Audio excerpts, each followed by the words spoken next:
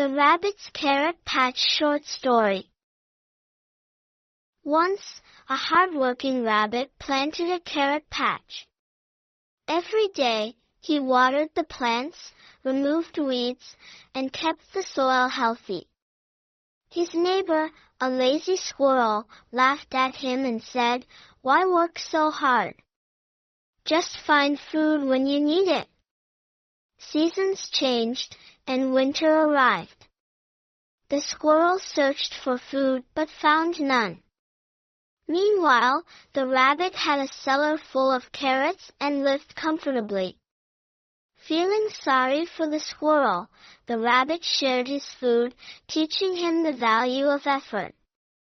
Moral: hard work and preparation lead to success, and kindness makes life brighter for everyone. Thanks for watching.